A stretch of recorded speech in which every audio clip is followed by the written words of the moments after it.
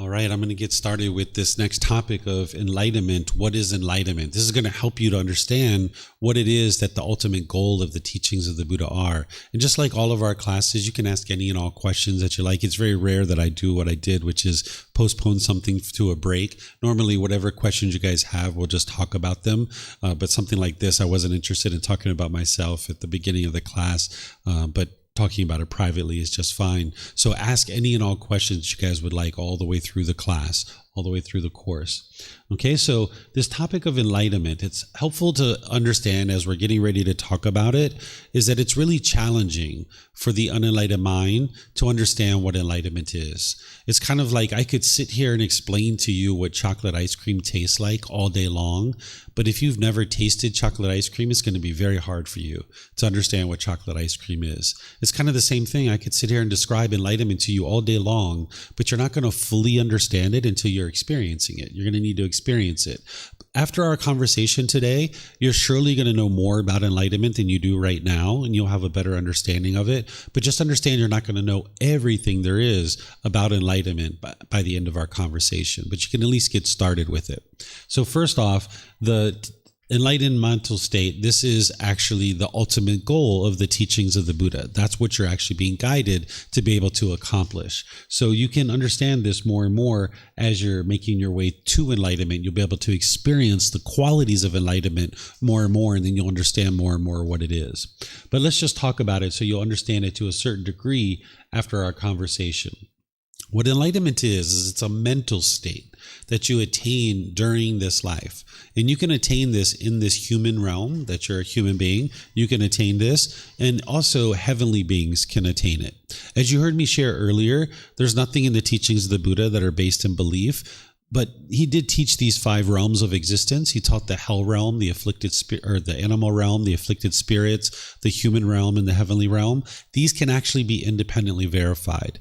You might not have the wisdom of how to do that right now, but these things actually can be independently verified. But we're not going to really focus on that as part of this course. We're going to focus on the core central teachings, the foundational teachings to actually help you get to enlightenment. Because getting to enlightenment, it's this mental state where the mind is peaceful, calm, serene, and content with joy. The mind is stable, it's steady, it's unshakable. The mind is relaxed and calm, but yet it's attentive and alert. Because oftentimes when we think about relaxed and calm, we think like, right? But the enlightened mind, it's relaxed and calm, but yet it's attentive, it's alert, it's sharp. Okay, so this is a mental state that you're attaining, where the mind is concentrated, it's steady, it's unshakable. And by the time you get to enlightenment, you've eliminated 100% of all your discontentedness. There's no more anger, there's no more sadness or frustration, irritation, annoyance, guilt, shame, fear, stress, anxiety, loneliness, boredom, shyness, resentment, jealousy. Even the slightest displeasure is eliminated from the enlightened mind. And that's accomplished through training of the mind. It's physically impossible for an enlightened being to ever experience those feelings again. It just isn't possible. The mind just won't do it. Even if you tried to be angry, you couldn't actually be angry as an enlightened being. It's just not possible. Okay? And the way that this is accomplished, not only can you attain this during your life, but you can also attain this at death too. Some people will attain enlightenment at death, which isn't ideal. You would like to attain enlightenment during your life, because then you'll experience the rest of your life in the peace and the joy. So if you attain enlightenment at the age of 20 or 30, 40, 50, 60, 70, 80, it doesn't matter. You'll experience the rest of your life in the peace and the joy that is the enlightened mind. And you won't experience rebirth in the cycle of rebirth. And that would be ideal, because then you get to enjoy the rest of your life in this enlightened mental state. But you can also attain enlightenment at death. That's possible too. And for some people, that would be the next best option. You still would have experienced some annoyment and frustration and agitation during your life, but at least you're not experiencing rebirth and coming back into the world over and over and over again. The way that this is accomplished is through eliminating craving anger, and ignorance. These are called the 3 poisons or the 3 unwholesome roots. I'm going to teach you guys about this on Wednesday. This is a high-level description of what's going on in the unenlightened mind, the high-level pollutions, and we're going to describe this on Wednesday. There's something much deeper than this called the 10 fetters, which I'm going to introduce you to here in a moment. But by the time you've gotten to enlightenment, you've purified the mind of all these pollutions. You've realized non-self, and you've eliminated the ego. There's no more ego in the mind. You'll be practicing the wholesome roots of generosity, loving kindness, and wisdom. This is what the mind will be practicing by the time you get to enlightenment. And you're only experiencing wholesome results. You're not experiencing unwholesome things in the enlightened mental state. In the unenlightened mental state, there's still unwholesome things that are occurring in your life. But in the enlightened mental state, you're only experiencing wholesome things. So while enlightenment itself is a mental state that you attain, the path to enlightenment is a purification of the mind. It's you training your mind and cultivating your mind to purify it of the pollutions. And then the ultimate result of the path to enlightenment is to attain this mental state of enlightenment. The qualities of enlightenment start gradually shining through more and more and more. They don't just snap on and off. It's kind of like if you have the sun and then you have the clouds in front of the sun. As the clouds start to dissipate, the rays of the sun start gradually shining through. And it's the same thing that even though we talk about it as attaining enlightenment, one of the ways you might think about it is the mind is already enlightened. And now all you need to do is get the pollutions out of the way so that the qualities of enlightenment can start shining through more and more and more. So that's one of the ways to think about enlightenment. I don't describe enlightenment as ultimate bliss or happiness, even though there's plenty of happiness in the enlightened mind. But instead, when someone's experiencing what's called the jhanas, this is what people are describing as ultimate bliss. What the jhanas are, they're these preliminary phases that the mind goes through before you get to the first stage of enlightenment. I'm going to teach you guys what's called the 4 stages of enlightenment, where the mind actually moves through these 4 stages. But before you get to the first stage of enlightenment, there's these preliminary phases that the mind goes through. These are called jhanas. This is where your mind has absorbed a certain amount of meditation and you've absorbed a certain amount of the teachings. There's been a certain amount of mental absorption at this point. So you experience heightened qualities of mind as your mind's moving through these jhanas. And as people are experiencing the jhanas, they sometimes think that they're actually enlightened, because the qualities that you experience when the mind is in the jhanas, it's like night and day compared to what you experience when you're off the path to enlightenment to when your mind is in the jhanas. It's like, whoa, you have no idea that the mind can actually experience that. And when people are experiencing the jhanas, if they don't understand that their mind is in the jhanas, they can actually think that they're enlightened. So you'll have some people in the world that will tell you that enlightenment is ultimate bliss. And usually these people are also telling you that enlightened beings still get angry or still get frustrated or still get agitated. And this is because they think that they're enlightened and they're describing what it is that they experience. And what they're experiencing is maybe this ultimate bliss, and they're still experiencing agitation and frustration and irritation. They think they're enlightened and they actually aren't. Instead, what they're experiencing is the jhanas. In these preliminary phases, your mind is experiencing this ultimate bliss, and you still experience some sorrow and sadness and agitation and frustration and things like this. But by the time you get to enlightenment, your mind's not experiencing any of those things. Your mind is experiencing complete eradication, complete elimination of discontentedness, and your mind is surely happy, but you wouldn't describe it as ultimate bliss. It's a mental state where the mind is just always happy. It's always joyful, but it's not described, in my opinion, as ultimate bliss. That's like the excitement. That's like bouncing off the walls. There's this ultimate bliss that is occurring, and this can occur when the mind is in the jhanas. So you won't hear me describe enlightenment in that way, because that's really describing the jhanas. But there's plenty of happiness and plenty of fun, plenty of enjoyment, plenty of joy in the enlightened mental state. Your mind is always joyful.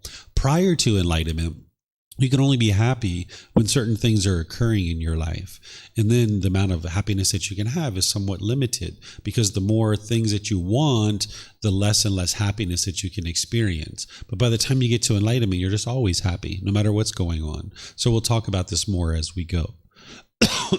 These are some of the advantages of having attained enlightenment: that the mind will be peaceful, calm, serene, and content with joy. It's a permanent mental state. As I mentioned, it's physically impossible for an enlightened being to experience anything other than this in terms of anger or sadness or frustration. You physically can't actually experience those feelings anymore. It's just not possible because you've uprooted the causes and conditions that are producing it.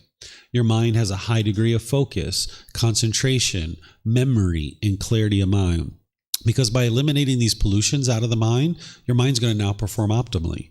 Like that musical instrument, it's been finely tuned. So now your mind's going to perform optimally. When you have pollution in your mind, you won't be able to have concentration. You won't have focus. It'll be a lot harder for you in life because of that. But when you fine tune your mind and you have focus, concentration, deep memory, and clarity of mind, you'll be able to perform optimally in the world. You'll have eliminated all those discontent feelings that you'll hear me talk about at different times. All of those have been eliminated.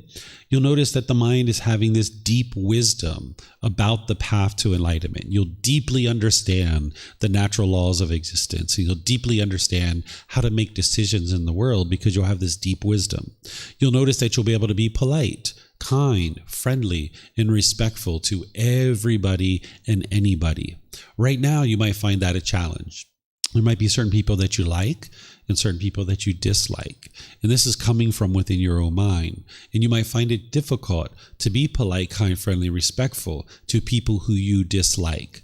But by the time you transform your mind, you won't have that anymore. You can actually be polite, kind, friendly, respectful to everybody around you. No matter what they're doing, no matter what they're saying, no matter what they're involved in, you can still be polite, kind, friendly, and respectful. You still might not choose to spend time around those people, but you can still be polite, kind, friendly, respectful to everybody and anybody.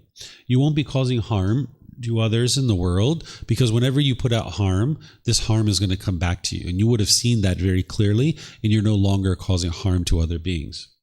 You'll notice that your personal and professional relationships are at ease, that they're really blossoming, because you're no longer being bitter and harsh and hostile in your relationships. As long as you're being bitter, harsh, and hostile, this is just all going to come back to you. So by the time you've transformed your mind and you're being polite, kind, friendly, respectful to everyone around you, this is also what's coming back to you.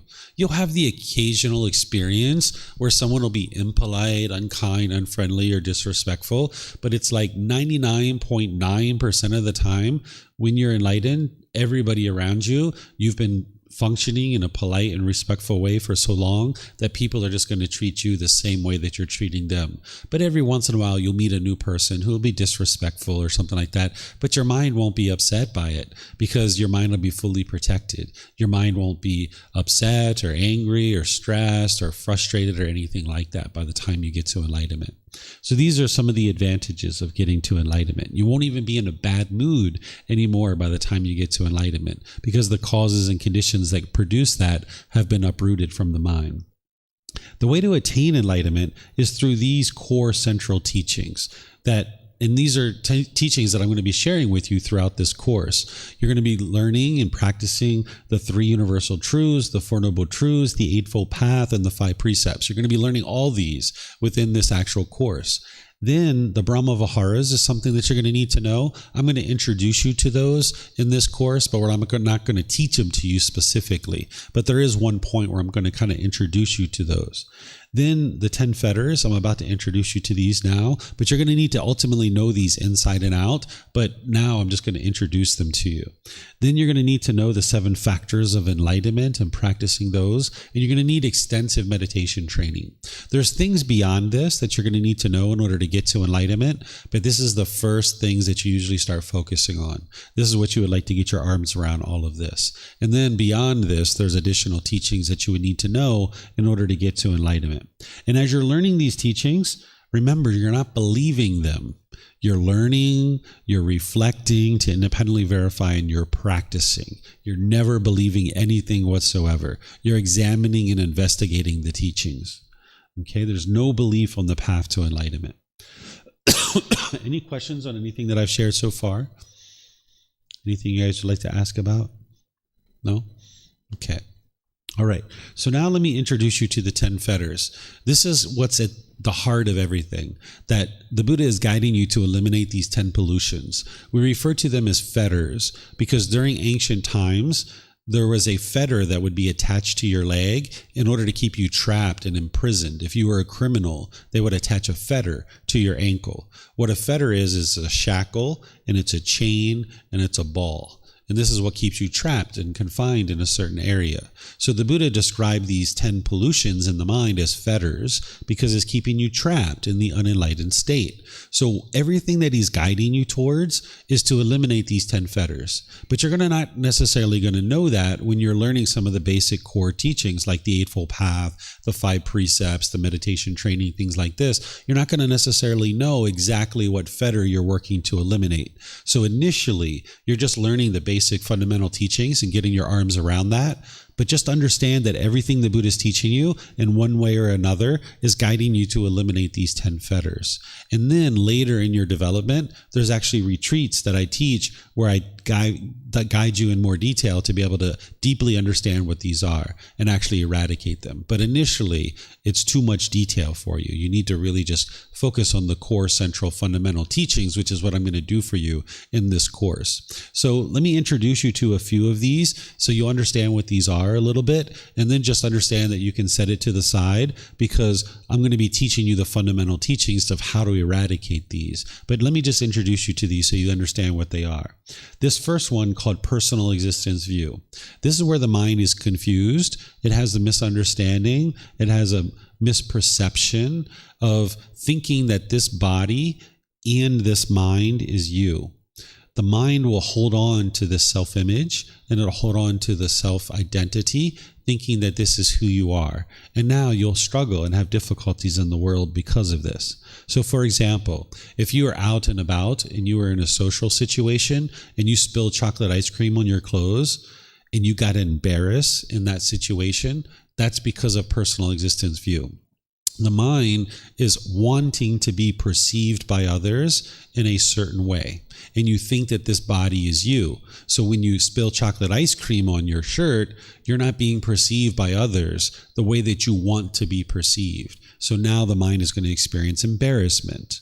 Or if you've ever looked in the mirror and you saw a wrinkle or a mole or a pimple or a gray hair or maybe a little extra fat here or there, then if your mind was shaken up by that, that was because of personal existence view. I remember when I was a kid, I used to sit in the mirror before school and I would try to get every little hair in exactly the right spot. I would use gel and mousse and hairspray, and I couldn't go outside unless I got every single little hair in the right spot. And sometimes I would even miss the school bus when this was happening, right? I would show up and the school bus was gone, right? Because this is the personal existence view, where the mind doesn't feel comfortable going outside unless every little hair was in the right spot. That's from personal existence view. That's the mind clinging to the self-image, wanting to be perceived by others in a certain way.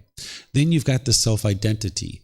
This is the mind clinging to something related to your culture, your ethnicity, maybe your sexual orientation, maybe your nationality or your job or occupation. You might cling to, I don't know where all you guys are from. I think I heard you were from Israel.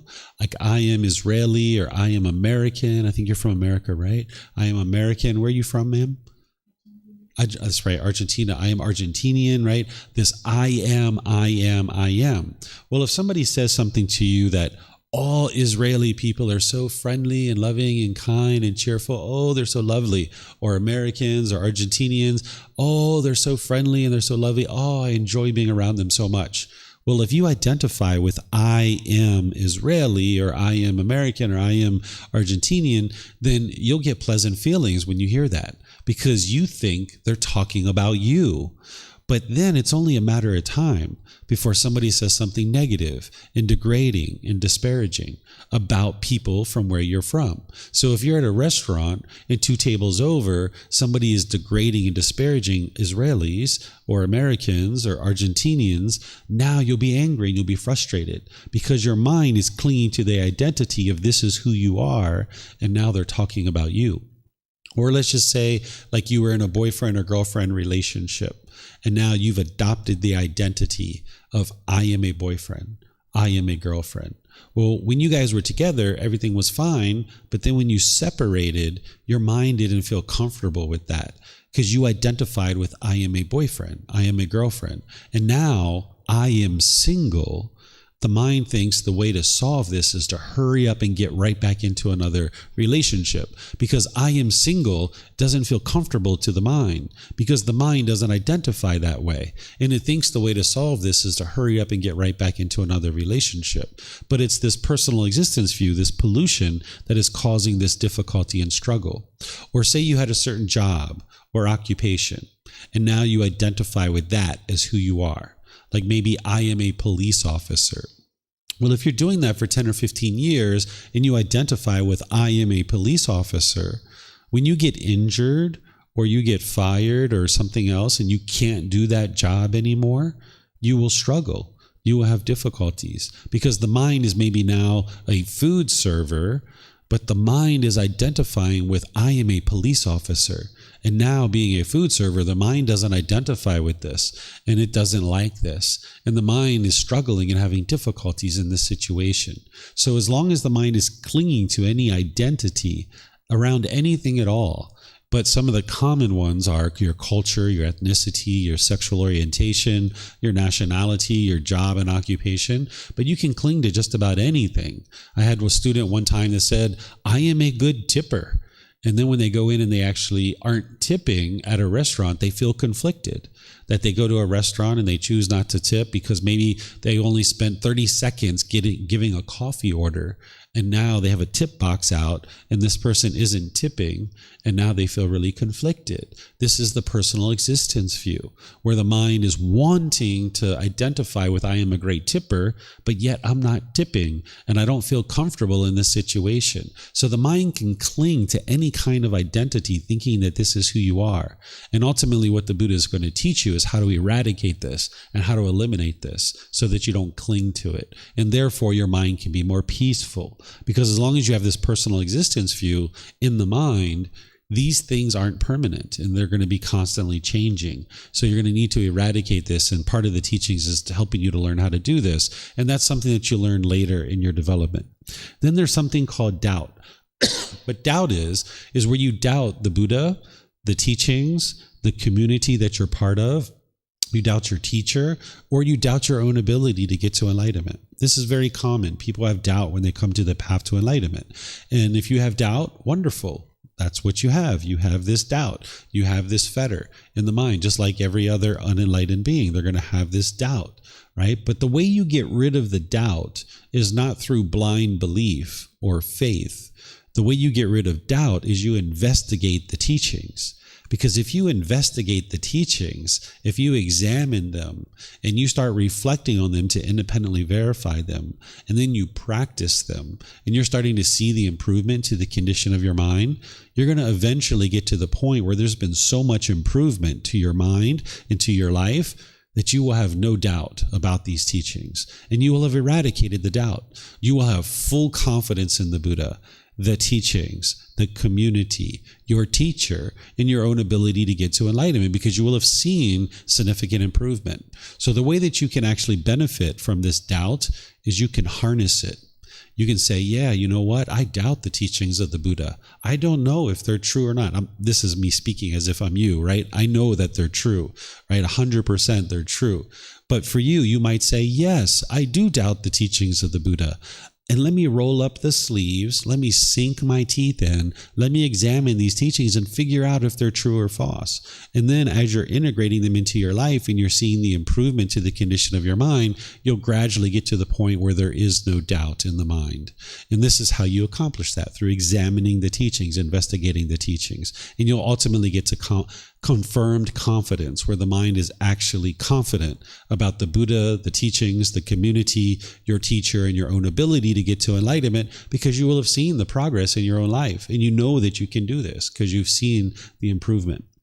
Then there's something called wrong behavior and observances. What wrong behavior is this is where there's certain things that you're doing with your moral conduct that are harmful. And as long as you're putting out that harm through your speech, your actions, and your livelihood, that harm is going to come back to you. So there's a certain amount of moral conduct that the Buddha teaches so that you can understand this cause and effect, or this action and result, that by putting out harm through your speech, your actions, and your livelihood, how you choose to sustain your life in the world, this harm is just going to come back to you. So by the time somebody's eliminated wrong behavior, they've cleaned up their moral conduct to a certain degree that you'll see in the Eightfold Path when I teach this tomorrow. And then the wrong observances is that this is the rites and rituals and ceremonies and worship. That if you're thinking that rites and rituals and ceremonies and worship are going to lead to your improvement in life, your mind's not understanding what the problem is.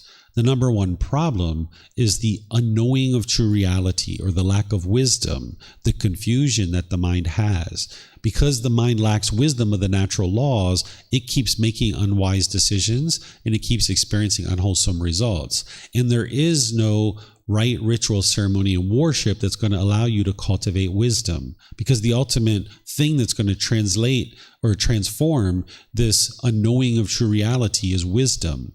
When you get to wisdom, you will no longer be experiencing discontentedness. That when you slowly transform your mind and you're fully cultivated the mind to be wise, then you're no longer going to be experiencing discontentedness. But if you thought that rites, rituals, ceremonies, and worship is what's going to lead to your improvement on the path to enlightenment, then you're not understanding that the ultimate goal is to cultivate wisdom. Because there's no amount of rites, rituals, ceremonies, and worship that will allow you to cultivate wisdom. So this is wrong behavior and observances.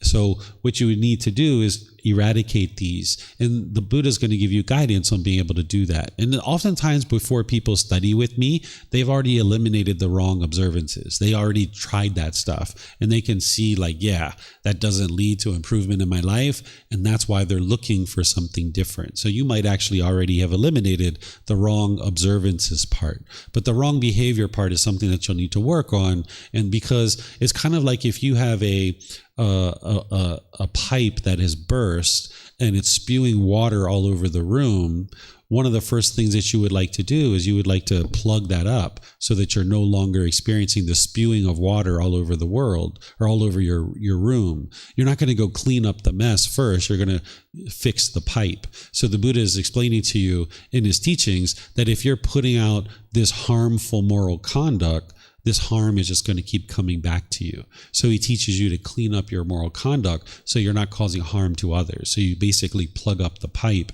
and you fix the pipe so you're no longer putting out harmful conduct. There's these others, sensual desire and ill will, which I'm not going to go into right now, but you're going to learn plenty about these in your journey to enlightenment. What I'll share with you here is I'll share with you conceit. What conceit is this is part of the ego. Conceit is the arrogance, the pride, the measuring and comparing, thinking that you're above people or you're below people, looking down on people or looking up to people, the boastfulness, the arrogance, going around thinking that you're, got some chip on your shoulder or something like this. As long as you have conceit and you're walking around being arrogant and prideful, people are going to push you aside. They're not interested in being around people who are like that. They're just going to push you aside, right? So by the time you get to enlightenment, you will have eliminated your conceit, where you're no longer measuring and comparing people, putting yourself above people or below people. And this takes a lot of time to eliminate. It'll take you multiple years to eliminate your conceit. So that's why I introduce it to you here, because anytime you see your mind judging somebody else and putting yourself above them or below them, you would like to cut that out and get rid of it. You would like to train your mind to not do that any longer. And then finally, number 10, this is like the fetter of all fetters. This is the one that keeps all the others in existence. It's referred to as ignorance, but I like to refer to it as the unknowing of true reality. This is where the mind just doesn't understand what it doesn't understand. This ignorance or this unknowing of true reality is the mind just doesn't understand the natural laws. It doesn't understand the Four Noble Truths or the Eightfold Path or the 5 precepts or any of these other natural things that the Buddha is teaching you. Through his teachings, he's teaching you the natural laws of existence. So as long as there's ignorance in the mind, or there's this unknowing of true reality, or this confusion or this delusion or this misunderstanding, the mind's going to keep staying stuck in this continuous cycle of discontentedness. So the way you eradicate ignorance is, yes, you need to do intellectual learning. You need to do a certain amount of that intellectual learning. But the way that you eradicate the ignorance is that you move the teachings into your practice. If you just intellectually understood the teachings, you haven't eradicated ignorance yet. The way that ignorance gets eradicated is through your practice. So that's where, like, we can understand it's unwise to drink alcohol and use drugs. We can understand that that's unwise, but somebody might still do it. That's because they have ignorance. They don't understand the impact that that's having to their life, right? So we can understand something intellectually, but still have ignorance in the mind because we're not practicing that particular thing. So that's what you do in order to eradicate this ignorance, is you're actually practicing the teachings. So that's how you will be able to observe that the mind is eradicated ignorance, is because you're fully practicing the teachings and your mind is actually enlightened by the time you eradicate this ignorance. So do you guys have any questions on these 10 fetters? Roxanne, you have a question? You guys can keep these mics with you, actually. That way, if you have a question, you can just turn it right on and go for it.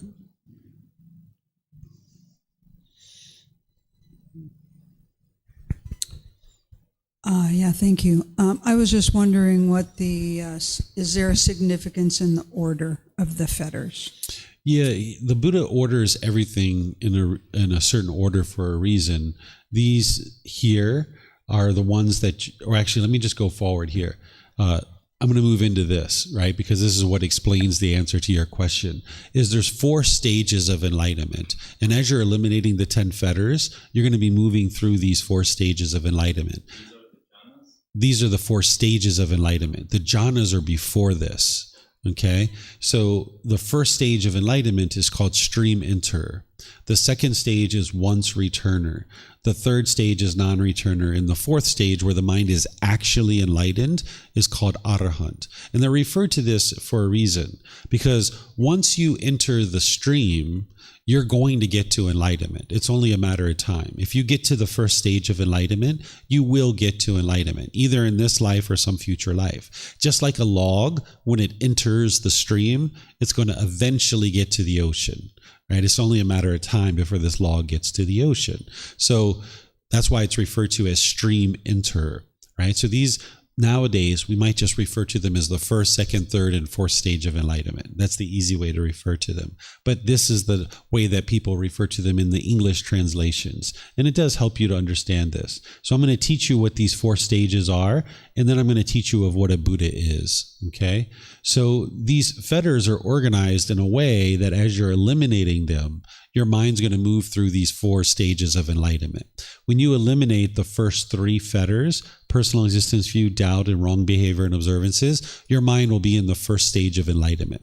And at this point, you will have significantly reduced your discontentedness. Whatever discontent feelings you were experiencing before you got onto this path, by the time you get to the first stage of enlightenment, it's just a mere fraction of that.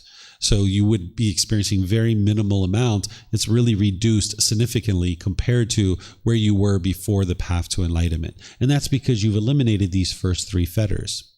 Then when you get into the second stage of enlightenment, you've already eliminated the first 3, and now you've just thinned out number 4 and 5, sensual desire and ill will. It's still there, but you've just thinned it out a bit.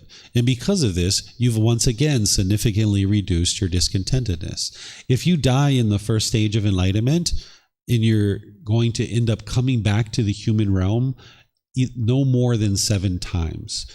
It could be 1 time, it could be 3 times, it could be 5 times, but no more than 7 times, and you will get to enlightenment. So some of you guys might have been in the first stage of enlightenment in your last life, potentially, right? And now maybe this is your opportunity to get to enlightenment. You don't know. right? So if you die in this stage of enlightenment, you will come back into the human realm. If you die in this stage of enlightenment as a once returner, you will also come back to the human realm. And in that next life, you will get to enlightenment. So again, some of you guys might have been a once returner in your last life, and now this is your life to actually get to enlightenment, right? So once returner is that you're going to, if you die in that stage of enlightenment, you're going to come back into the world one more time and actually get to enlightenment. Then there's something called a non-returner. This individual has eliminated all the 5 lower fetters. This individual is very rarely experiencing discontentedness, maybe once every 3 months, once every 6 months. They're getting a little bit of ickiness in the mind, a little bit of agitation, a little bit of annoyance here and there. Very minimal, very infrequent, and very insignificant when it's occurring. And you'll know what it is, and you'll be able to cut it off and let it go. But you've got to be careful in this third stage of enlightenment, because your mind can become complacent. Because you're experiencing discontentedness so infrequently and it's so minimal, you can become somewhat complacent. So you need to stay active and attentive to the mind by the time you're in this third stage of enlightenment, so that you can get all the way to enlightenment itself. If you die in this stage of enlightenment, in the third stage of enlightenment, it's referred to as a non-returner, because you're actually, when you die here, you're going to be reborn into the heavenly realm, and then you're going to attain enlightenment from there. The heavenly realm is not a permanent existence. You guys will be able to see that when you learn about the universal truth of impermanence, that it's not permanent. That's not the ultimate goal of the teachings of the Buddha. It's not to die and go to heaven and stay there forever. Sometimes people are taught that, but that's not actually possible. The heavenly realm isn't a permanent existence. The goal is to get to enlightenment and escape out of the cycle of rebirth.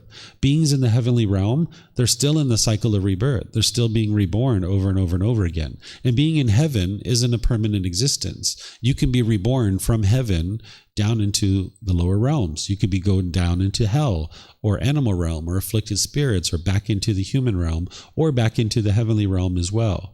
Those beings in the heavenly realm tend to be complacent because they're experiencing such pleasure that they tend to not actually learn and practice the teachings to get to enlightenment. So getting to the heavenly realm is not ideal. It's not what you would ultimately like to accomplish. But if you happen to die in this third stage of enlightenment, you will be reborn into the heavenly realm.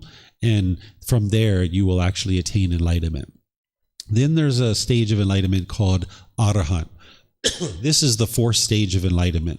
This is where you've eliminated all the 10 fetters. This individual's mind is now completely purified. And if they die in that stage of enlightenment, they're not going to come back anywhere. They're not going to be reborn at all. So the Buddha doesn't teach once you die as an enlightened being what comes next. It's an undeclared teaching. And I have different reasons why I think he didn't declare this teaching.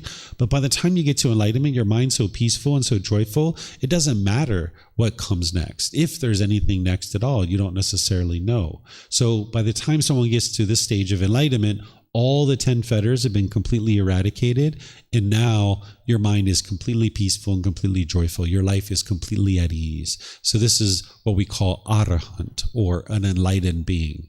And now this being is experiencing nothing but peace and joy. Any questions on any of these? Okay.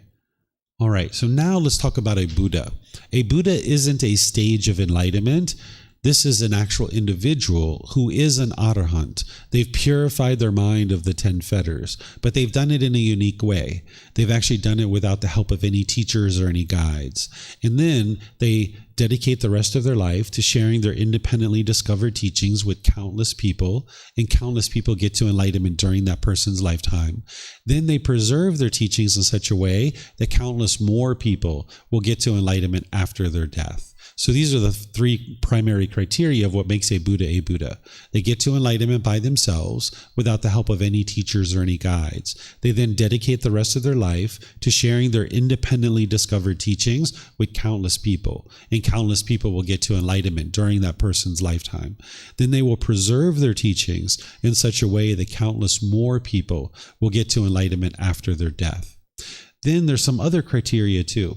An individual who is going to become a Buddha will have a profound and deep memory. Even in the unenlightened state, a person who's going to become a Buddha will have a very profound memory. But having gotten to enlightenment, they will have a very deep memory.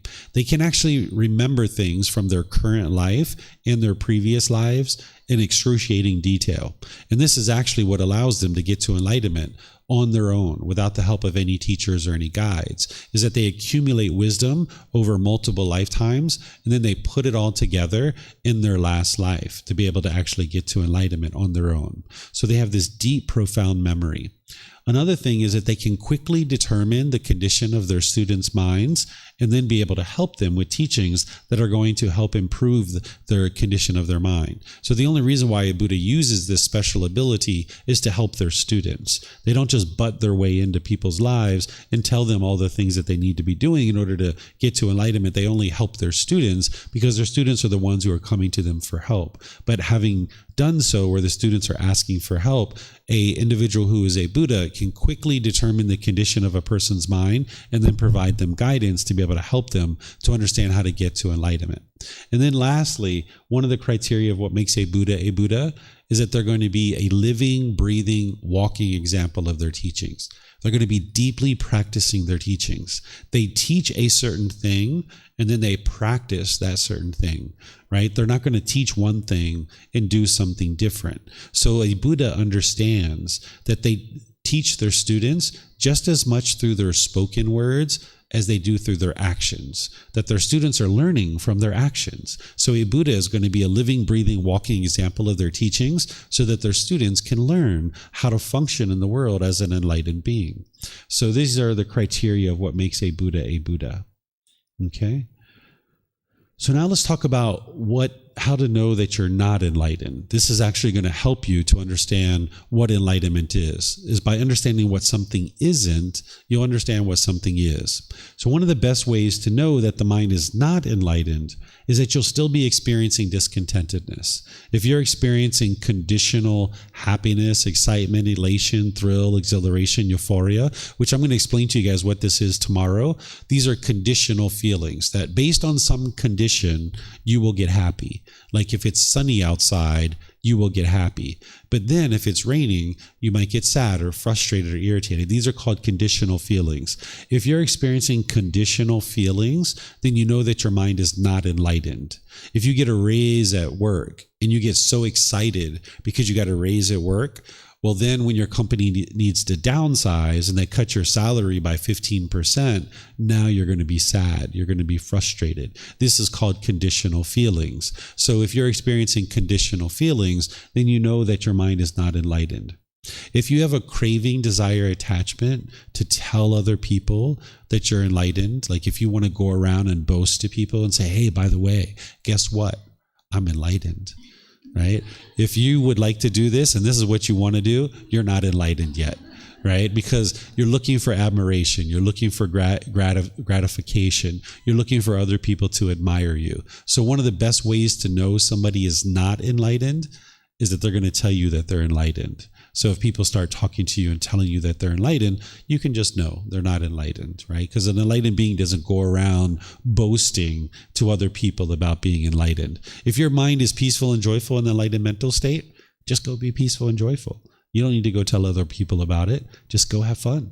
Enjoy your life, right? So if somebody's coming around bragging that they're enlightened, they still have ego, so they can't be enlightened. Then lastly, if you notice that there's complacency in the mind, where you have a lack of motivation, you have a lack of initiative, a lack of enthusiasm or willingness to do something, then you know that your mind is not enlightened. Like you're just laying around and you're just, kind of like so lethargic and dull, then you know that your mind is not yet enlightened. So these are some of the ways to know that you're not enlightened. And this is actually helping you to understand what enlightenment is. Okay, so any questions here on what enlightenment is? No? Okay. So there's something here that I sometimes teach students. It'll take me about 10 minutes to teach you. You guys like to learn something else besides this? Yeah? Okay.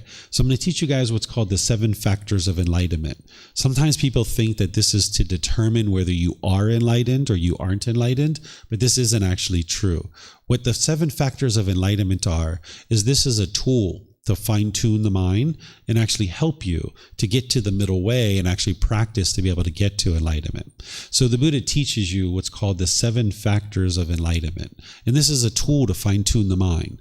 If you were making a sculpture and say you had this piece of wood, this raw piece of wood, it was like a log. Well, you'd probably get out your hatchet or your axe and start chopping off big chunks of wood at the beginning. But then eventually you would get this down to a certain point where you'd have to take a fine tool, maybe like a razor blade or something like this, and you need to go in and put in these eyelashes and the wrinkles around the eyes. And this is how you're going to sculpt this to get it down to looking the way that you would like it to look. You're going to need these different tools at different times. And you're going to need this fine-tuned tool to be able to put those wrinkles in and those creases in the eyes and stuff like that. Well, the same thing is true with the path to enlightenment. There's going to be these big tools and these big techniques that are going to chunk off really big things in your mind. But then you're going to need a tool like this, the 7 factors of enlightenment, to come in and do some fine-tuning of the mind. So whenever you notice that your mind is sluggish or dull or lethargic, there's something called the enlightenment factors of investigation, energy, and joy that's going to lift up your mind and bring it to the middle. Then whenever you notice your mind is excited or overactive, there's the enlightenment factors of tranquility, concentration, and equanimity that calms the mind down and brings it to the middle. And now when you stay in the middle more and more, your mind will just get more and more comfortable being in the middle. Then there's something called mindfulness that you guys are going to learn about tomorrow. This is awareness of mind. And mindfulness should be practiced all the time, because your mindfulness or awareness of mind is what's going to help you to understand that the mind is sluggish. And now you need to apply investigation, energy, and joy. And your mindfulness is what's going to help you to understand that your mind is excited and overactive. And now you need to bring in tranquility, concentration, and equanimity. So these enlightenment factors are something that I describe in chapter 3, where you can learn about each one of these factors. And it's going to arise the qualities that you need. So for example, when you're sluggish and dull and lethargic, the last thing you're interested in doing is investigating the teachings of the Buddha. Right? It's like, I don't want to pick up that book. The mind's so sluggish, right? So what you're going to need to do is apply effort to arise this interest to investigate the teachings. And now as you're investigating the teachings, learning them, say in a book or coming to a class like this, now there's going to be this energy that springs up in the mind, because you're starting to learn and you're starting to be active with the mind. The mind's becoming active again.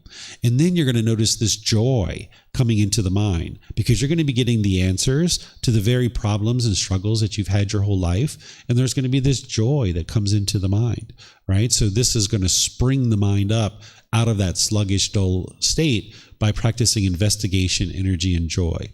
But then when your mind's overactive and it's like bouncing off the walls, or even just, excited, you're going to need to calm it down.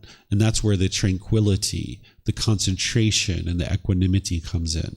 And now more and more, when you keep your mind in the middle, you're going to stay in the middle. It's like initially your mind's going to bounce around a lot, but when you get used to keeping your mind in the middle, you'll be able to stay focused and concentrated and tranquil all the time.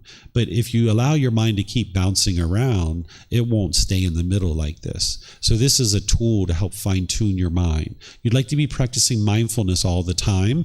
And then when you notice the sluggishness, bring in the investigation, the energy, and the joy. And when you notice the excited state, bring in the tranquility, the concentration, and the equanimity.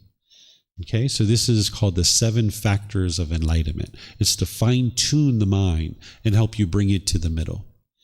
All right. So we've actually gotten to lunch a lot sooner than we normally do. It's only 11:30, which means we could take lunch and come back at 1 o'clock, and we'll probably finish up about 30 minutes early today.